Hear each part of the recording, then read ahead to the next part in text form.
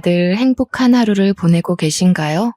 사연을 보내려고 하니 어떻게 물꼬를 터야 할지 감이 잘 안 잡히네요. 안녕하세요.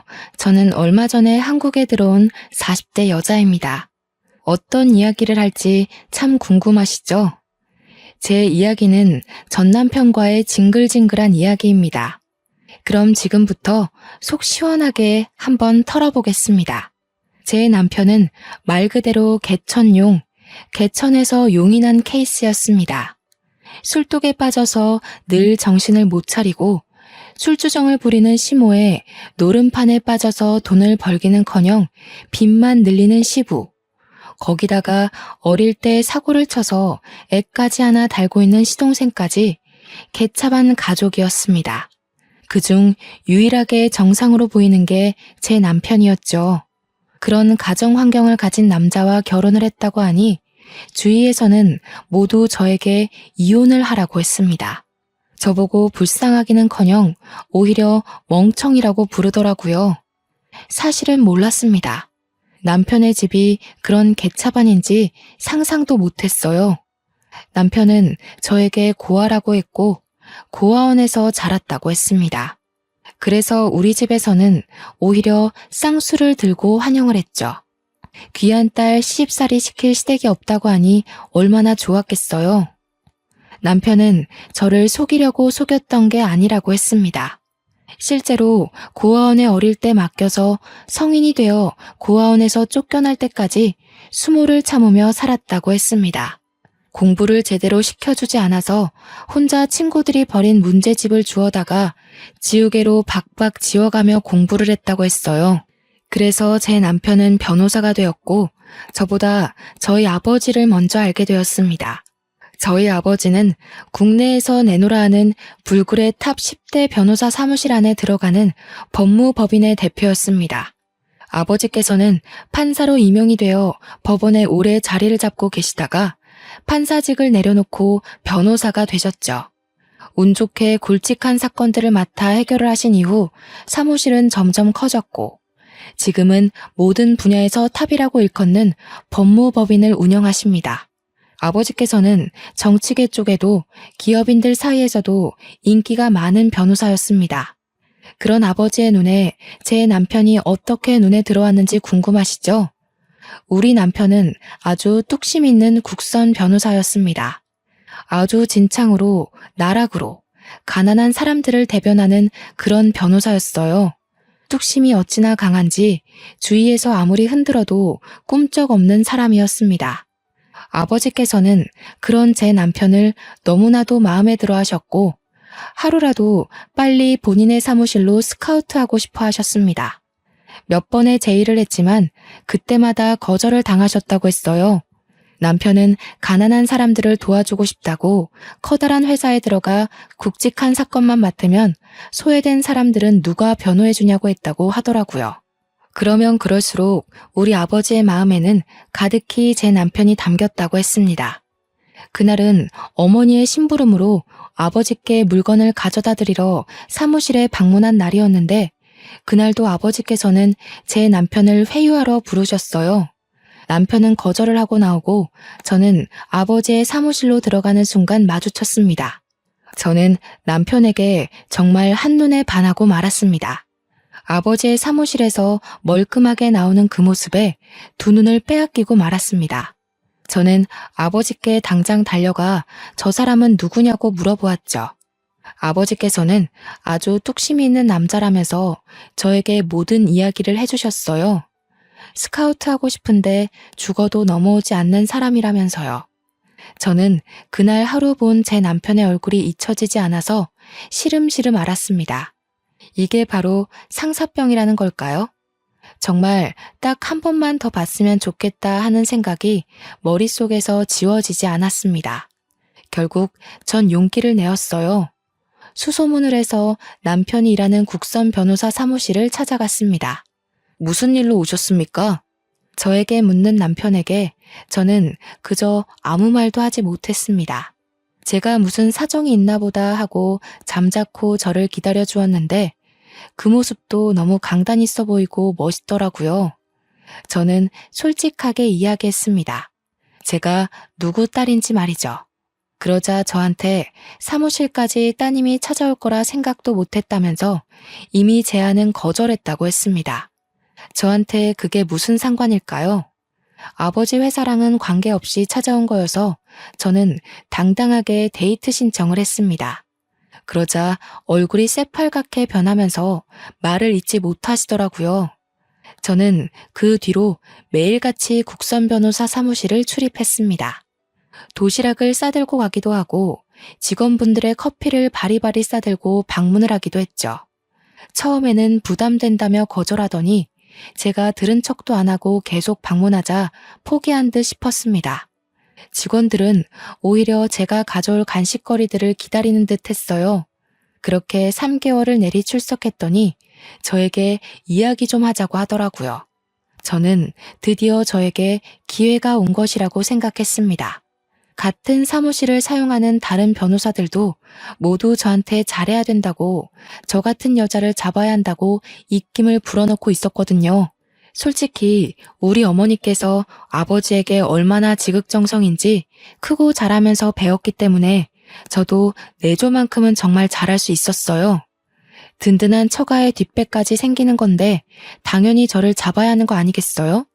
그런데 제 남편은 저를 불러내어 아주 음울한 이야기들을 쏟아내었습니다. 나는 고아예요. 우리 부모는 나를 버려두고 방치했고 결국 고아원에 가게 되었습니다. 지긋지긋한 사람들이었어요. 당신은 항상 행복하고 예쁜 것만 보고 자랐을 거 아닙니까? 나는 그런 당신이 너무 부담스럽습니다. 저에게 솔직하게 이야기한다면서 제가 부담스럽다고 하는데 눈물이 왈칵 터지더라고요. 그러더니 뒤돌아서 사무실에 들어가 버리더라고요. 저는 이대로 제 사랑을 접어야 하나 했습니다. 처음에는 너무 가슴이 아파서 숨을 쉴 수조차 없었어요. 하루가 가고 이틀이 가자 배가 고프고 의욕이 생기더라고요. 10번 찍어서 안 넘어가는 나무가 없다고 하잖아요. 딱 3일째 되는 날부터 다시 남편의 사무실에 얼굴 도장을 찍기 시작했습니다. 그리고 남편이 저를 쫓아내려고 하는 순간 정면 돌파를 했어요. 제가 부담스럽다고 했지만 저를 싫어하는 건 아니잖아요. 남편은 허를 찔린 듯한 얼굴을 했고 저는 이 남자의 진심을 엿볼 수 있었습니다. 이 사람은 정말 나와 자신의 집안 차이나 살아온 모든 것이 맞지 않는다고 느꼈을지언정 저를 좋아하고 있다는 건 확실하다고요. 그래서 저는 더 이상 뒤로 미루지 않았습니다. 이 사람을 끝까지 쫓아다니기로 마음을 먹었죠. 그래서 8개월이 지났을 때 이 사람은 저에게 항복을 했습니다. 제 마음을 받아주기로 했어요. 저는 정말 행복해서 날아갈 것 같았고 남편은 저의 아버지 회사로 스카웃 제의까지 받아들이게 됐습니다. 우리 아버지는 저에게 정말 복덩이라고 하셨어요. 우직한 남편이 아버지의 사무실에 입성하자 아버지는 정말 평생 소원 다 이뤘다는 말을 하셨죠. 저는 이때다 싶어서 남편과 연애 중이라는 사실을 밝혔고 아버지는 아주 놀라워하시면서도 축하를 해주셨어요. 우리 남편이 고아라는 사실을 저희 부모님께서 쌍수 들고 환영했다고 하셨잖아요. 아버지께서는 당장 결혼이라도 하라며 저희를 응원해 주셨습니다. 그래서 저희는 결혼을 준비했어요. 남편이 국선 변호사로 일하면서 모아둔 돈이 별로 없었기에 저희 아버지께서 통 크게 사무실 근처에 아파트를 하나 사주셨고요. 어머니께서는 혼수를 채워주셨습니다. 남편은 너무 면목 없다며 늘 우리 집에 와서 죄인처럼 굴었지만 부모님께서는 남편에게 당당하게 굴으라고 하셨습니다. 어디 가서 절대 뒤처지지 않는 땡땡 법무법인의 변호사라고 기죽지 말라고 하셨어요. 그렇게 저희는 행복한 웨딩 촬영도 하고 신혼집을 꾸미며 결혼식 날만 기다리고 있었습니다. 그런데 사건은 결혼식 당일에 터졌어요. 남편이 고아라고 했기 때문에 우리 가족 모두 그런 줄 알고 있었고 혼주석 또한 비워뒀었거든요. 그런데 결혼식이 시작되기 30분 전에 식장이 조금 소란스러워지더니 혼주석에 떡하니 웬 아줌마 아저씨가 앉아있는 거예요. 저는 신부 대기실에서 소식을 듣고 너무나도 황당해했고 남편은 신부 대기실에 찾아오지도 않았습니다. 저는 이게 어찌된 일인가 싶어서 인사를 드리고 있는 부모님을 황급히 호출했어요. 그러자 어머니께서 제게 오셔서 너무 황당하다며 이야기를 해주시는 겁니다. 글쎄, 이서방의 부모가 맞다네. 분명 고아라고 했었는데 그게 고아원에 버려두고 성인이 될 때까지 찾아오지 않았었나 봐. 그러다가 변호사 되고 돈 잘 번다는 이야기를 어디서 주워 듣고는 수소문해서 오늘에서야 나타난 거라대. 경사스러운 날에 이게 무슨 날벼락이니? 어머니는 정말 걱정스러운 얼굴로 저를 쳐다보면서 말씀하셨어요. 저도 갑자기 하늘이 노랗게 변하는 것 같았습니다. 결혼식이 시작하는 소리가 들리고 진행 요원이 신부 대기실에 와서 입장을 준비하라고 했어요. 이제 와서 도망치기엔 너무 늦었다는 소리였죠. 일단 부딪혀 본 적 없는 시댁 식구들이었기에 결혼식을 올리고 나서 생각해보자는 안일한 생각이 저를 지배했습니다. 남편도 꽤 당황한 듯한 눈치였어요. 힐끗 바라본 신랑 쪽 혼주석에는 한복을 어디서 대여했는지 조금 낡아 보이는 한복을 입고 앉아 계신 남편의 부모님과 시동생, 그리고 갓난 아기가 보였습니다. 저는 이를 꽉 깨물고 아버지의 손을 잡고 입장을 했고 성대한 결혼식을 올렸습니다. 결혼식이 끝나고 정신없이 인사를 드리고 난 뒤 정막이 찾아왔어요. 그때서야 제대로 시부모라는 사람들과 인사를 할 수 있었습니다. 앙큼하게 어디 알리지도 않고 결혼식을 올릴 생각을 했어?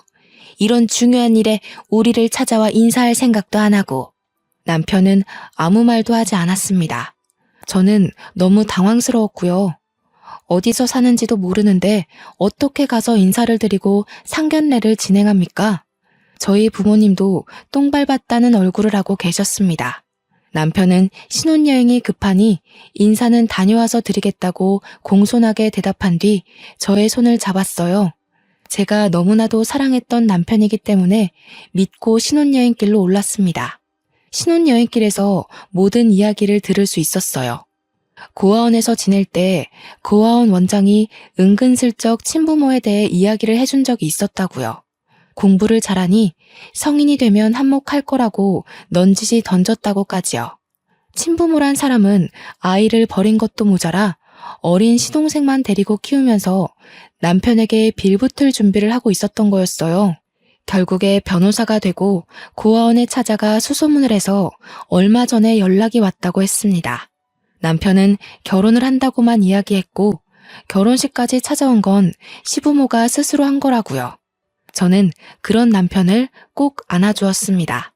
저라면 친부모고 나발이고 고생할 때 지원은커녕 애를 버리기까지 했는데 그런 사람들이랑은 인연 자체를 끊을 것 같거든요. 그런데 남편은 그래도 낳아준 부모라면서 고아원에 맡겨지기 전까진 행복했던 기억들도 있다고 그 사람들과의 인연을 끊지 못했습니다. 그러면서 눈물을 흘리기 시작하는데 저는 안쓰러운 마음이 들면서도 왜 끝끝내 저에게 고아라고 말을 했는지 의문이 들었어요. 미리 언질이라도 해주었으면 결혼을 조금 미뤘을지도 모르죠. 아니면 제가 시부모를 찾아가서 이야기를 듣고 오해를 풀 시간이 충분했을지도 모르고요. 상견례 한 번 한 적 없는 시부모라는 사람이 결혼식 당일에서야 갑자기 나타나 행색만 겨우 맞추고 혼주석에 앉아 있었다고 생각해보세요. 미리 알았으면 한복이라도 제대로 해드렸을 텐데 우리 부모님이랑 얼마나 비교가 되었겠습니까? 소매가 다 낡아빠진 한복에 누렇게 변해버린 와이셔츠에 어디서 빌렸는지 기장도 맞지 않은 정장을 입고 나타난 시부모. 우리 부모님 손님들이 얼마나 대단하신 분들인데 그걸 보고 다들 아무 소리 안 하고 넘어갈 수 있겠어요. 다들 우리 집에 대해 욕을 하느라 바빴겠죠. 부모님도 정말 당황하셨을 거예요. 저는 다른 것보다 그게 더 마음이 쓰이더라고요. 아무튼 남편은 저에게 앞으로는 못 볼 걸 보여주지 않겠다고 약속했지만 이미 남편의 표정에는 근심이 가득했어요. 부모님이 어떻게 지내실지 궁금했겠죠. 남편도 정말 20년 만에 만난 부부라며 안절부절 가만히 있질 못하더라고요. 신혼여행의 즐거움은 아주 잠깐이었습니다. 그렇게 서울로 돌아와 신혼집에 들어갔는데 시부모란 사람이 신혼집 구경은 언제 시켜주냐고 연락이 왔습니다. 남편은 집으로 초대를 해도 되겠냐고 물었고 솔직히 친부모인데 제가 거절할 수 없어서 알겠다고 했습니다. 부지런하게 집들이 음식을 만들고 시부모를 초대했습니다. 그 자리에는 당연히 어린 시동생과 갓난 아이까지 오게 되었고요. 집이 아주 궁전이네. 방이 2개만 더 있었어도 우리랑 둘째까지 같이 사는 건데. 저는 그 말에 입을 떡 벌렸죠.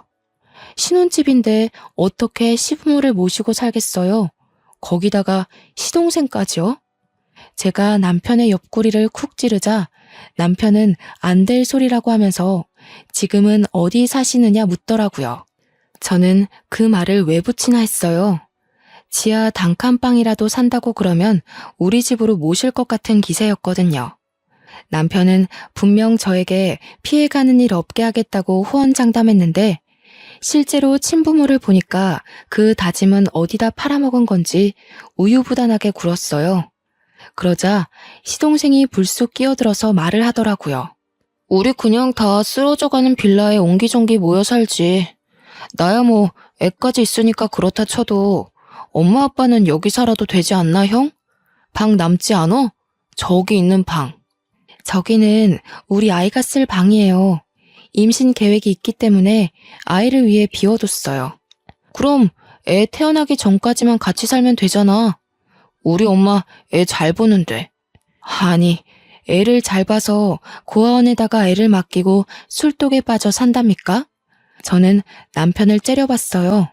그러자 남편이 시동생에게 그만하라며 여기 친정에서 해주신 신혼집이라고 하더라고요. 그래서 사돈 어른 댁은 뭐하는 집안인데 부자야? 제가 지금 다니는 변호사 사무실 대표님이세요. 어마마, 그럼 엄청나게 부자 아니야? 내가 고아원 가서 이야기 들으니까 너 엄청 좋은 데 취직했다던데. 우리 며느리가 복덩이네, 복덩어리야. 우리도 그럼 집 한 채 해주나? 저희 집에서 왜 집을 해드려요? 저희 신혼집도 친정에서 해주신 거예요. 제가 정색을 하고 이야기하자 시부모도 시동생도 입을 꾹 다물었어요. 생긴 게 동글동글해서 사납게 굴 거라곤 생각 못 하셨나 보더라고요. 저는 재빨리 음식을 내왔고 음식이 모두 동나자 피곤하다는 핑계로 시댁 식구들을 내쫓았습니다. 남편은 시댁 식구들이 사라지고 나서야 저에게 미안하다고 사과를 했어요. 제가 당신 정말 좋아해서 쫓아다닌 건 맞지만 이런 상황까지 예상했던 건 아니에요. 앞으로 당신이 제대로 처신했으면 좋겠어요. 남편은 알겠다고 고개를 끄덕였어요. 처음의 바램처럼 제대로 된 바람막이가 되어주겠다고 약속했습니다. 하지만 뻔뻔하기 그지없는 시부모들은 저에게 아주 갖은 요구를 해댔습니다. 처음에는 아주 불쌍하게 이야기를 했어요. 당장 뜨끈한 쌀밥이 먹고 싶은데 돈이 없으니 10만 원만 보내달라고 하더라고요. 10만 원이 없어서 허덕이진 않았기 때문에 처음에는 그냥 보내드렸죠. 그런데 매주마다 요구를 하시는 거예요. 10만 원씩. 그러더니 시간이 좀 지나니 달마다 용돈을 달라고 하시더라고요. 50만 원. 매달 50만 원만 붙여주면 우리가 너네 살림에 절대 간섭 안 하마. 우리도 돈을 벌긴 벌고 있는데 손주까지 키우려니 살림이 워낙 빠듯해서 그래. 저한테 비굴하게 비는데 매몰차게 거절할 수가 없었어요. 그래서 매달 50만 원씩 남편이 주는 생활비에서 뚝 잘라 보내주기 시작했습니다. 한동안은 잠잠하던 시댁 식구들은 3개월쯤 지나자 본색을 드러냈어요. 지금 살고 있는 빌라가 너무 낡아서 난방도 제대로 안 되고 비도 샌다면서요. 저에게 집 수리를 좀 해줄 순 없냐고 하는 거예요. 저는 그 낡은 빌라를 고쳐봐야 얼마나 들겠나 싶어서 알겠다고 했어요. 뭐 예단비 대신 드린다고 생각하면 되겠지 하고 생각했어요. 그런데 글쎄 인테리어만 한 게 아니라 가전제품도 싹 바꿨더라고요. 뻔뻔하게 저에게 4천만 원을 달라고 하는데 비가 들이치는 부분 메우고 벽지만 발랐다면서 4천만 원이 말이 되느냐고 되물었죠. 그랬더니 너무 당당하게 말을 하시는 거예요. 아니, 벽지를 싹 발라놓으니까 우리 낡은 가구들이 눈에 거슬리잖아. 부자 며느리 좋다는 게 뭐니? 이럴 때 딱 돈 쓰는 거지. 제가 아직도 친정에서 용돈 받아다 쓰는 줄 아셔요? 이거 다 그이 지갑에서 나오는 거예요. 그이 용돈 줄여서 할부로 갚아야 하니까 그런 줄 아세요. 얘야 얘야 하고 애타게 저를 부르는 소리가 들렸지만 무시하고 전화를 끊었습니다. 제가 친정에 말해서 4천만 원 빌리는 거야 어렵지 않죠. 꾸준히 제가 모아왔던 돈들도 있고 그거야 어려운 거 아니지만 그래도 저한테 당당하게 요구하는 꼴이 마음에 들지 않았어요. 제 남편에게 문제집 한 건 사줘본 적 없는 사람들이 무슨 염치로 집을 저렇게 다 뜯어 고치는지. 그러나 시부모만 뻔뻔한 게 아니었습니다. 이제 갓 군대에서 전역한 시동생은 더욱 파렴치한 놈이었죠. 시동생에게 어린 아이가 있다고 했잖아요. 군대에서 휴가 나왔을 때 여자친구를 임신시켰는데 여자친구가 애만 덜렁 시댁에 두고 사라졌다고 하더라고요. 아직 앞날이 창창한 20살이라 아이를 키울 자신이 없다고 애만 두고 떠났다고요. 고아원에 버리겠다고 난리를 친 시부모를 시동생이 설득했대요. 그 이야기만 듣고 제정신이 박힌 사람이구나 싶었는데 아니더라고요. 군대 제대하고 나서부터 애는 뒷전이고 맨날 PC방에서 담배 피고 술집 가서 술 먹고 노느라 바빴대요. 그래서 애가 아빠를 보고도 낯설어 한다고 하더라고요. 그런 시동생이 저한테 애를 데리고 다니는데 불편해서 그런다며 차를 사달라고 하더라고요. 그걸 왜 저한테 말하는지 이해가 되지 않아서 남편이랑 상의해보라고 했죠. 우리 형 아시잖아요. 고아원에서 힘들게 산 거. 그런데 어떻게 형한테 차까지 사달라고 해요? 그럼 얼굴 3번도 안 본 형수한테 차 사달라고 하는 건 되고요. 스스로 일해서 돈 벌어 사세요.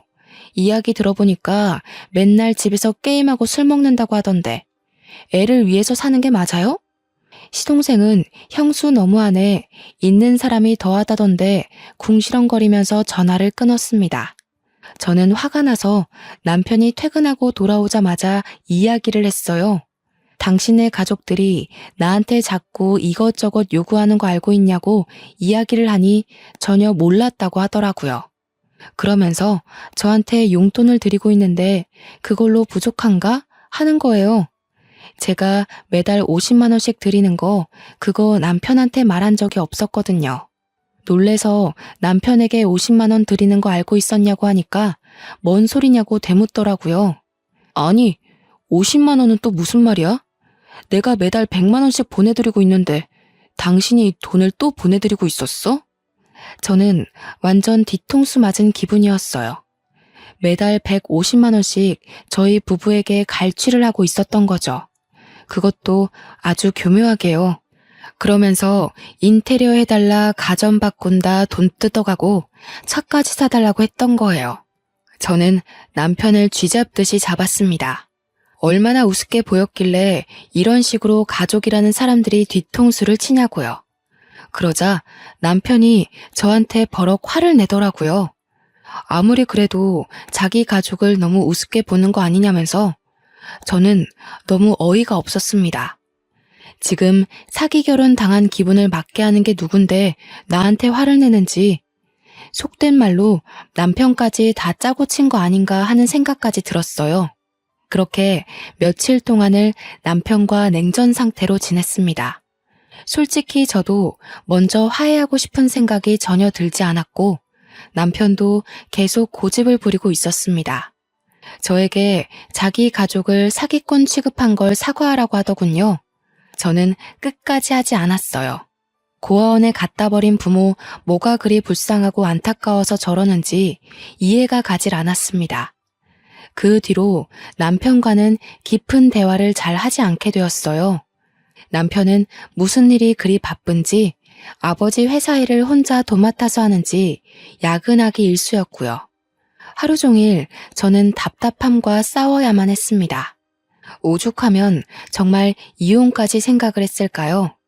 하지만 남편이 열심히 일할수록 우리 아버지의 사위 칭찬은 입이 마를 날이 없었습니다. 어딜 가나 자랑을 하고 다니시더라고요. 딸이 개차반 시댁에 시달리는 건 전혀 모르시고요. 하지만 아버지 어머니를 속상하게 하고 싶지 않아서 꾹 참았습니다. 어차피 제가 확 쏘아대면 별다른 요구를 하지 못하고 전화를 끊으셨거든요. 남편이 일에 중독된 지 몇 개월이 지나고 시동생에게 급하게 전화가 왔어요. 문제가 생겨서 아이를 두고 밖에 나가야 하는데 시부모도 집에 없다고 애 좀 봐줄 수 있냐고 묻더라고요. 이미 아이는 18개월 정도 된 상태였기 때문에 이유식도 따로 필요 없다. 밥이랑 김만 줘도 된다고 했어요. 급하다는데 오죽 맡길 사람이 없으면 저한테 이런 부탁을 할까 싶어서 알겠다고 했습니다. 시동생은 저희 집으로 찾아와서 아이를 맡기고 최대한 빨리 오겠다면서 사라졌어요. 저는 졸지에 난생 처음 애를 보게 되었습니다. 남자아이였는데 생각보다 너무 활발하더라고요. 정말 세상의 모든 어머니들, 할머니들, 그리고 보육교사들을 진심으로 존경하게 되었습니다. 고작 18개월인데 어찌나 빨빨거리면서 온 집안을 구석구석 뛰어다니던지 거기다가 체력이 엄청 좋은지 지치지를 않더라고요. 하루 종일 숨바꼭질에 술래잡기에 말도 제대로 못하는 아기와 뛰어놀았더니 진이 다 빠지더라고요. 남편은 밤 9시가 돼서야 퇴근을 했고 그때까지도 시동생이 나타나지 않아서 저는 거실에서 아이와 함께 잠이 들었습니다. 아무래도 하루 종일 뛰어논 탓인지 애는 뒤척이는 기색 없이 잠들었어요. 밤 11시가 넘어서야 시동생이 헐레벌떡 집으로 찾아왔고 잠든 아이를 보내주었습니다. 저한테 연신 감사하다고 인사를 하는 시동생의 입에서 약하게 술 냄새가 느껴졌어요. 저는 어디를 다녀왔는지 궁금하진 않았지만 좀 찝찝하더라고요. 도련님 술 드셨어요? 애 안고 집까지 잘 가실 수 있어요? 설마 뭐 애 떨구겠습니까? 제가 차가 있었으면 안전하게 데리고 갔을 텐데. 술 드셨으면서 무슨 운전이에요. 조심히 가세요. 그러자 남편이 조용히 옷을 입더니 데려다 주겠다고 하더라고요. 참나, 지 가족 생각은 아주 끊임없이 하는 것 같았습니다. 저는 별다른 이야기하지 않고 방으로 들어왔어요. 대충 40분쯤 지나니 남편이 다시 집으로 돌아오더라고요. 그러더니 저한테 시댁에 경차라도 한 대 사줘야 할까 하는 겁니다. 저는 펄쩍 뛰었어요. 지금 고정적으로 나가는 돈이 얼만데 경차까지 사주냐고 하니까 조카가 아기라서 차가 있어야 할 것 같다는 거예요. 저는 방금도 술 먹고 들어온 시동생에게 운전대를 내어줄 수 있냐고 다 같이 죽는 거 아니냐고 했습니다. 그러자 남편이 또 무슨 말을 그렇게 하냐고 저한테 화를 버럭 냈어요. 제가 알던 남편이 아닌 것 같았습니다. 우직하고 강인하고 누구보다 남을 배려하며 살았던 남편이었는데 약한 사람들을 위한 변호사가 될 거라고 했었는데 말이죠. 결국 남편은 중고차로 소형 세단을 시댁에 사주었어요. 경차를 사주겠다고 하더니 소형 세단을 사준 거 보고 저는 혀를 끌끌 찼습니다. 그렇게 차까지 사주고 나니 남편이 분명 용돈 남는 거 하나 없어야 하는데 이 남자 자꾸 어디서 돈을 쓰더라고요. 시댁에 소고기를 보내고 조카를 준답시고 몇십만 원짜리 장난감을 사주고 저는 아버지에게 슬쩍 남편의 연봉이 올랐냐고 물어봤는데 그건 아니라고 했어요. 원래도 잘 벌긴 했지만 그래도 저희가 매달 청약도 들고 적금도 있고 고정 생활비에 지출비도 있고 시댁에 150만 원씩 용돈도 드리고 하다 보니 남편이 유동적으로 쓸 수 있는 현금이 부족하긴 해야 하는데 이상하게 화수분처럼 돈을 꺼내더라고요. 슬슬 찜찜해지기 시작했죠. 그렇게 또 2달이 흐르고 시동생은 간간히 저희 집에 아이를 맡겼어요. 조카가 절 좋아한다는 말도 안 되는 이야기를 들이밀면서 애를 맡기더라고요. 처음에는 한두 번이니까 알겠다고 좋은 마음으로 아이를 봐주었는데 이게 시도 때도 없이 그러니까 저도 싫더라고요. 주말에 남편이랑 데이트라도 할라 치면 조카를 데려오질 않나. 평일에도 불쑥 찾아와서 1시간만 맡아주세요, 2시간만 맡아주세요 하는데 제가 무슨 보모라도 된 기분이었습니다. 그래서 하루는 집에 없는 척을 했어요. 배를 여러 번 누르고 문도 쾅쾅 두들기다가 집에 진짜 없나? 하면서 조용해지더라고요. 엘리베이터가 열렸다 닫히는 소리도 들려서 시동생이 갔나 싶어서 인터폰을 켜보니까 없더라고요. 그래서 잘됐다, 집에서 늘어지게 영화나 봐야지 하고 있는데 갑자기 조카의 울음소리가 들리는 거예요. 놀래서 현관문을 벌컥 열었습니다.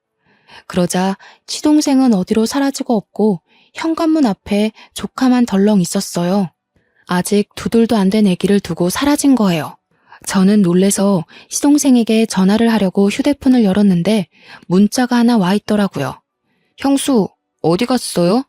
문 앞에 애 두고 저 일 좀 보고 올게요. 집에 얼른 들어가서 애 좀 챙기세요. 저는 정말 너무너무 빡쳤습니다. 그래서 바로 아이를 데리고 집에 들어와 시동생에게 전화를 걸었습니다. 전화를 당연히 받지 않더라고요. 그 뒤로도 3번을 더 걸었는데 받지 않았어요. 결국 남편이 먼저 퇴근해서 돌아왔고 아이와 함께 저녁을 먹고 씻긴 뒤 남편에게 문자를 보여주었습니다. 남편은 문자를 보더니 놀래서 눈이 땡그레지더라고요. 그 순간 시동생이 현관문 벨을 누르더라고요. 남편이 문을 열어주었고 제가 바로 시동생의 뺨을 때렸습니다. 남편도 시동생도 무척 놀란 얼굴이었어요. 도련님, 아무리 상식이 없다고 해도 제정신이에요? 문자만 하나 덜렁 보내놓고 애를 문 앞에 두고 사라지면 어떡해요? 이 어린애가 계단이라도 굴렀으면 어쩔 뻔했어요. 아빠라는 사람이 이렇게 무책임해도 돼요? 제가 막 소리를 지르자 남편이 그제서야 시동생을 혼내기 시작했어요.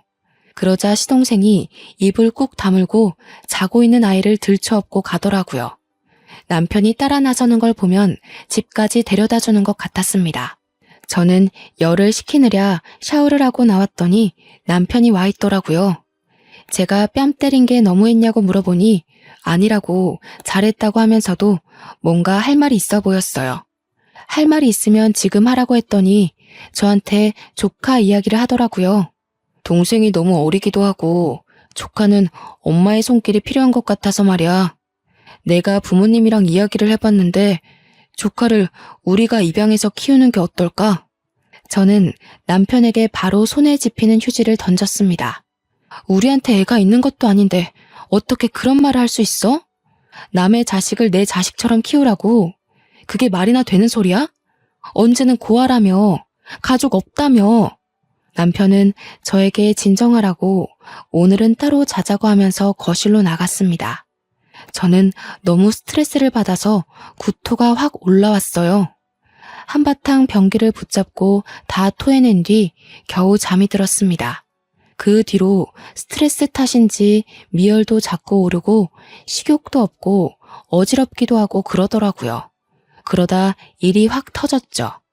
시모가 술 먹다가 옆 테이블 아줌마랑 시비가 붙어서 싸움이 났는데 옆 테이블 아줌마를 거의 발로 밟았다는 거예요. 곤죽이 된 피해자가 시모에게 폭행치사 소송을 건 것이었어요. 남편은 난리가 나고 시모는 저에게 우리 아버지 회사 변호사 1명 빵빵한 분으로 붙여달라고 요구를 하고 저는 진짜 저희 부모님 보기 부끄러워서 아무 말도 못했고요. 저한테 계속 전화를 걸어서 변호사가 그리 많은데 자기 일 봐줄 사람 하나 없는 게 말이 되냐고 소리를 치는데 진짜 혀를 깨물고 싶었어요. 시부는 저한테 아들이랑 시모 몰래 50만 원만 빌려주면 100만 원으로 불려서 갚겠다는 헛소리나 하고요. 개버릇 남 못 준다더니 시부는 아직도 노름질을 하고 있고 시모는 술독에 빠져 살고 있었습니다. 남편은 하루하루 말라가고 있었어요.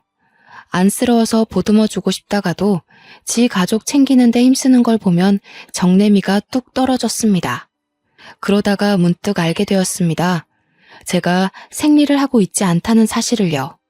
저는 바로 약국에 가서 임신 테스트기를 했고 선명한 두 줄을 확인했습니다. 이걸 경사라고 해야 할지 악재라고 해야 할지 너무나도 두려웠어요. 남편에게 점점 신뢰를 잃어가는 와중에 덜컥 임신이라뇨. 하지만 산부인과에 가서 8주가 됐다는 소견을 받고 아이의 심장 소리를 들으니 모성애가 생기더라고요. 어떻게 해서든 내 아이만큼은 정말 제대로 번듯하게 사랑만 주면서 잘 키워야겠다. 그런 생각이 들었습니다. 그런데 병원에서 제 자궁이 약하다고 하더라고요. 유산기가 있으니까 조심해야 된다고 저 같은 산모들은 30주가 돼도 불안해야 한다고 했어요. 절대로 무리하지 말고 집에서 쉬는 것만 생각하라고 하면서요. 저는 제 임신 사실을 남편과 친정에 알렸습니다. 친정 부모님은 당연히 너무나도 좋아하셨죠. 저에게 벌써 어디 한약이 좋다더라 하시면서 하루빨리 손주를 만날 날을 기대하고 있었습니다. 남편에게는 모든 걸 솔직하게 말했습니다. 제 자궁이 약해서 절대로 스트레스 받으면 안 되고 무리해서도 안 된다고요. 남편은 제 말을 잘 이해한 것 같았어요. 그 뒤로 시부모에게 연락을 받는 일이 없었거든요. 하지만 한 가지 시동생만큼은 여전히 눈치 없이 굴었습니다. 저에게 자꾸만 조카를 맡기고 사라졌어요. 분명 술 먹고 노는 게 맞는데 아니라고 뚝 잡아떼면서 제가 거절하지 못하게 집으로 애부터 들이밀더라고요. 제가 임신 4개월을 넘겼을 시점 조카랑 놀다가 무리를 했는지 배가 조여들게 아파오기 시작했어요. 그때 응급실에 가니 자궁이 많이 약하다고 하면서 집에서 누워만 있으라고 하더라고요. 하지만 뛰어서 놀아주던 조카애가 벌써 2돌을 넘겼는데 가만히 앉아서 놀자고 하면 그러겠다고 할까요? 저한테 더 뛰자고 계속 졸라대기만 했죠. 저는 결국 병원에 입원을 해야 했습니다. 자궁이 수축해서요. 절대 무리하지 말라는 의사 선생님의 신신당부를 듣고 집으로 돌아간 날 남편은 출근을 했고 어김없이 조카가 집에 찾아왔습니다. 도련님한테 피곤해서 애 못 봐준다고 했는데 잠깐만 봐주면 된다고 들이밀고 도망가더라고요. 어쩔 수 없이 조카에게 큰엄마가 피곤해서 자야 하니까 혼자 놀고 있으라고 했어요. 그렇게 저는 아이에게 TV를 틀어주고 침대에 누워 자고 있었습니다. 곤이 단잠에 빠져 있는데 뭔가 꿀렁꿀렁 거리더니 배에 심한 통증이 느껴졌어요. 정말 악 소리를 외치면서 잠에서 깼다가 그대로 기절을 하고 말았습니다. 그렇게 몇 시간을 기절했는지 모르겠어요. 눈을 떠보니 병원 응급실이었고 남편은 사색이 되어 저를 보고 있었습니다. 순간 저는 느낌으로 알았어요. 제 아이가 유산이 되었다는 것을요. 조카가 제가 잠든 사이 제 배 위로 점프를 했고 그 충격으로 인해 아이가 유산이 된 것이었습니다. 침대에 기절해서 하혈하고 있던 걸 남편이 퇴근하고 나서야 발견을 해 응급실에 실려왔고 응급수술을 받았으나 더 이상 임신이 어렵다는 판정을 받았어요. 저는 그 이야기를 들으면서 또다시 기절을 할 것만 같았습니다. 충격에 하염없이 눈물만 흘렸고 제 옆을 지킨 부모님과 남편도 눈물만 흘리고 있었어요. 그런데 그때 시동생이 박수를 짝 치는 거예요. 형수, 더 이상 임신도 어렵다는데 조카를 입양해서 키우는 게 낫지 않겠어요? 나야 애 없는 게 편하고 형수는 애 키우고 싶잖아. 엄한 애 입양하는 것보다야 핏줄 입양해서 키우는 게 낫지. 이 미친놈이 뭐라고 하는 거야 지금? 지금 내가 누구 때문에 아이도 잃고 이렇게 됐는데. 당신 흥분했어. 시동생한테 미친놈이라니. 뭐가 어쩌고 어째? 멍청한 놈이 미친 소리 하니까 미친놈이라고 하지. 내가 아주 사람을 잘못 봐도 단단히 잘못 봤구만. 지금 이 와중에 자네를 버린 가족들 편을 드는 겐가? 내 딸이 아니라 내 눈앞에서 당장 저 미친놈 데리고 썩 꺼지게. 남편은 그게 아니라며 아버지께 변명을 했지만 아버지는 듣지 않으셨어요. 꼴도 보기 싫으니까 당장 꺼지라고 소리를 치셨고 저도 지지 않고 나가라고 소리를 질렀습니다. 저는 남편과 시동생이 나가자 아버지께 당장 이혼하겠다고 말씀을 드렸어요. 아버지는 제 손을 꼭 잡으며 일단 몸조리에 신경 쓰고 이혼은 그 다음에 바로 진행하자 하시면서 미안하다고 하셨습니다. 자기가 사람 보는 눈이 너무나도 부족했다면서 제 손을 잡고 그렇게 한참을 우셨어요. 저는 부모님을 위로하며 같이 울었습니다. 그렇게 2주일이 넘는 시간 동안 몸의 회복을 위해 노력했습니다. 자궁 초음파를 통해서 자궁 안에 남겨진 찌꺼기까지 깨끗하게 청소하고 제 난소도 확인하고 임신이 어렵다는 판정은 번복되지 않았지만 저는 심리치료까지 병행하며 마음을 다스렸어요. 그리고 집으로 돌아와 남편에게 이혼을 하자고 이야기했습니다. 남편은 당연히 절대 이혼 못 해준다고 했죠. 이혼을 못 해준다니 아쉽네. 그럼 소송으로 진행할게. 이 집은 부동산에 내놨으니까 하루라도 빨리 짐 빼는 게 좋을 거야. 명의가 내 건 거 알고 있지? 당신이 재산에 기여한 부분이 어느 부분인지 모르겠지만 그건 판결 나오는 대로 처리해 줄게. 남편은 제 손을 잡고 다시 생각해보라고 했지만 저는 뿌리쳤습니다. 2번 생각할 겨를이 없는 확신에 찬 이혼 소송이었어요. 아버지는 바로 사무실 최고의 변호인단을 꾸려 제 소송을 준비해 주셨습니다. 그런데 일이 생각보다 아주 쉽게 풀렸어요. 남편이 월급이 오른 것도 아닌데 시댁에 돈을 쏟아부었었잖아요. 그게 알고 보니 아버지 회사 각종 거래처에서 뒷돈을 다 받고 있었던 거예요. 거절된 의뢰들도 몰래 수임해서 수임료 챙기고 아버지 로펌 이름을 걸고 갑질을 하고 있었던 거죠. 접대도 받고 뒷돈도 받고. 근데 그게 거래처의 장부에서 발견이 되고 수천만 원을 받은 것이 들통이 났습니다. 아버지께서는 그 증거들을 모조리 파헤쳐서 이혼 소송과 별개로 횡령으로도 소송을 걸었어요. 남편은 구속 위기에 처하자 저를 찾아와 울고불고 빌면서 이혼 바로 해주겠다고 용서를 해달라고 했죠. 하지만 전 이미 1번 기회를 줬잖아요. 2번 주기 싫었습니다. 소송은 소송대로, 이혼은 이혼대로 진행이 되었고 아버지의 로펌 간판 덕분인지 일사천리로 진행이 되었습니다. 재산 분할할 것도 전혀 없었던 게 남편이 횡령으로 고소가 되었고 그 횡령한 돈을 시댁에 쏟아부은 정황도 발견되었기 때문이었죠. 벌금도 된통 맞은 것도 모자라 변호사 자격 정지까지 받았으니 쌤통이죠. 인과응보라고 하나요? 결국엔 다 자기 업보로 돌아오게 되어 있습니다. 자기들이 버린 첫째 아들은 결국 또 처가댁에서 버려졌고요. 변호사라는 타이틀에 들러붙었으나 지금은 자격정지 먹고 손가락만 쭉쭉 빨고 있고요. 저는 유산과 이혼이 모두 정리된 이후 해외에 나와서 물 맑고 공기 좋은 곳에서 몸을 회복했어요. 지금 스위스의 로잔이라는 도시에 온 지 2년이 넘었는데 참 한적하니 좋습니다. 늘 풍경은 다채롭고 제 마음의 감정을 잘 다스려주고 있습니다. 내일은 또 어떤 자연이 저를 감싸줄지 아주 기대가 돼요. 날이 점점 추워지고 있습니다. 감기 조심하시고 항상 행복하게 좋은 것만 보고 지내셨으면 좋겠어요. 저도 곧 한국에 들어갈 예정이라 또 다른 저의 여정이 기대가 되네요. 제 이야기 들어주셔서 감사합니다.